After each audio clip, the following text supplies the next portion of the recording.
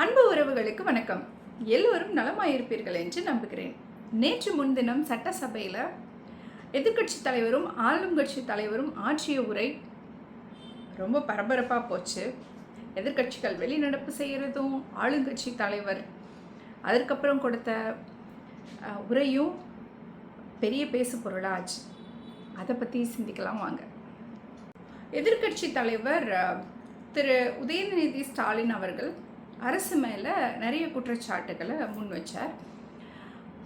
அதை ஆளும் கட்சி தரப்பிலிருந்து சில கண்டனங்கள் எழுந்தாலும் ஆனால் முழுமையாக அது கேட்கப்பட்டது. சட்டசபையில் எதிர்க்கட்சி தலைவருக்கு இடையூறு இல்லாமல் பேசுகிறதுக்கான வாய்ப்பு வழங்கப்பட்டது. அவர் பேசினார். ஆனால் அவரும் ஒரு சில இடங்களில் சோஃபா மாடல் ஆட்சி, குதிரை பேரம், அது இதுன்னு நிறையா ஆளும் கட்சியை தாக்கி பேசினார். அஃப்கோர்ஸ் எல்லா எதிர்கட்சிகளும் செய்கிற வேலை தான். மக்கள் பிரச்சனைகளுக்கு முன்னுரிமை கொடுக்காம ரெண்டு கட்சிகளும் ஒரு ஒரு ஒரு கண்டிஷனுக்கு மேலே ரெண்டு பேரும் ஒருவரை ஒருவர் தாக்கி பேசிக்கிற நிலை வந்ததை நாம் பார்க்க முடியுது.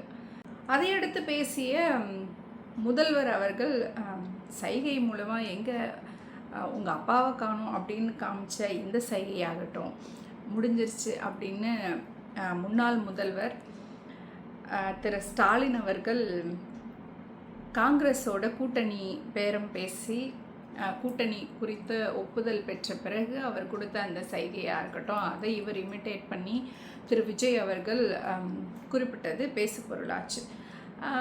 நம்ம சைட்லேருந்து நம்ம என்ன நினைக்கிறோன்னா, ஒரு முதல்வராக இந்த சமிக்கைகளை அவாய்ட் பண்ணியிருந்திருக்கலாம் அப்படின்னு நான் நினைக்கிறேன். ஒய்? பிகாஸ் இன்றைக்கி நீங்கள் இந்த சைகையை பண்ணிட்டீங்க, நாளைக்கு அவங்க இதுக்கு வேறொன்று பண்ணுவாங்க.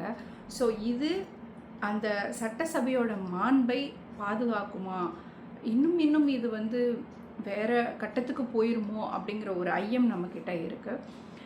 மக்கள் பிரச்சனைகளை பேசுகிறதுக்கு தான் அந்த களம். எதிர்கட்சிகளும் ஆளும் கட்சியும் மாறி மாறி சண்டை போட்டுக்கிறதுக்கான களம் இல்லை. இந்த ரெண்டையும் அவர் அவாய்ட் பண்ணியிருந்தால் நல்லா இருந்திருக்கும். மற்றபடி முதல்வர் உரையில் நிறைய விஷயங்கள், அவங்க கடந்து வந்த பாதை, அவங்களுடைய வழிகள், வேதனைகள் எல்லாத்தையும் முதல்வர் முன் வச்சது நல்லா இருந்தது. இதை ரெண்டையும் அவாய்ட் பண்ணியிருந்தாருன்னா இன்னும் கொஞ்சம் பெட்டராக இருக்கும்னு நம்ம ஃபீல் பண்ணுறோம். அவ்வளோதான்.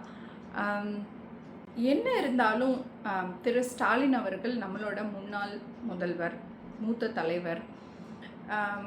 அவர் மேலே நமக்கு நிறைய கருத்து வேறுபாடுகள் இருந்தாலும், கொள்கை வேறுபாடுகள் இருந்தாலும், அரசியல் நாகரிகம் கருதி எங்கே அவங்க அப்பாவை காணோம் அப்படிங்கிறத அவர் அவாய்ட் பண்ணியிருந்தாருன்னா ரொம்ப நல்லா இருந்திருக்கும். திரு விஜய் அவர்கள் அதை அவாய்ட் பண்ணியிருந்தாருன்னா. ஒய்? பிகாஸ் வெளியில் அதுக்கு திரு உதயநிதி ஸ்டாலின் அவர்கள் கொடுத்த ரிப்ளை கூட கொஞ்சம் இதாகிடுச்சு. லைக் செங்கல்பட்டில் கணவரை காணோன்னு மனைவி தேடிக்கிட்டு இருக்காங்க அப்படின்னு. So it's too personal, right? ரொம்ப பர்சனலாக உள்ளே போகிற மாதிரி இருக்குது ரெண்டு தரப்பில் இருந்தும்.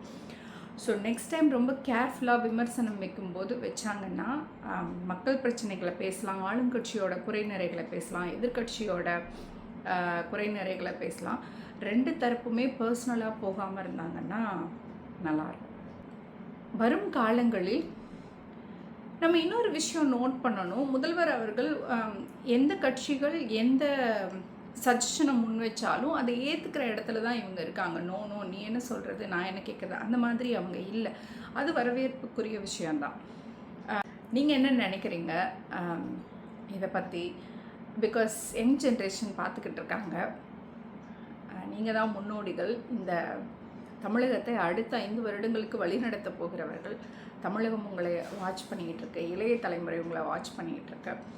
So it's our humble request to maintain the dignity in the forum அப்படின்னு கேட்டுட்டு மற்றும் ஒரு சிறந்த காணொளியோடு உங்களை நான் மீண்டும் சந்திக்கிறேன். நன்றி.